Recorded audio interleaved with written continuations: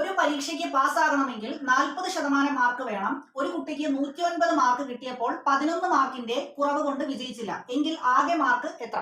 അപ്പോ ഇവിടെ പരീക്ഷ പാസ്സാകാൻ 40% മാർക്ക് വേണം. കുട്ടിക്ക് കിട്ടിയത് 109 മാർക്കാണ്. ഇനി 11 മാർക്ക് കൂടെ കിട്ടിയാലേ ജയിക്കത്തുള്ളൂ. അപ്പൊ ഈ 109ന്റെ കൂടെ 11 മാർക്ക് കൂട്ടുമ്പോൾ നിങ്ങൾക്ക് 120 എന്ന് കിട്ടും. ആ 120 ആണ് 40% എന്ന് പറയുന്ന മാർക്ക്. അപ്പൊ ഞാൻ എഴുതുവാണ് 40% എന്ന് പറഞ്ഞു കഴിഞ്ഞാൽ 109 + 11 120. അപ്പൊ പാസ്സാകാനുള്ള മാർക്ക് 40% 120 ആണെങ്കിൽ ആകെ മാർക്കിന് എനിക്ക് 100% എന്ന് എഴുതാം. അപ്പൊ ഈ 100% നമുക്ക് അറിയത്തില്ല, അതിനെ എക്സ് എന്ന് എടുക്കുവാണ്. ഇനി നിങ്ങൾ ഇത് ക്രോസ് മൾട്ടിപ്ലൈ ചെയ്യാം. 40 × x is equal to 100 × 120. അപ്പൊ x = 100 × 120 / 40.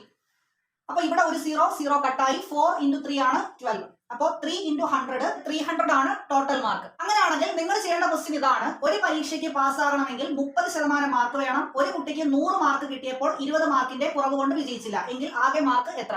ഉത്തരം കമന്റ് ചെയ്യുക.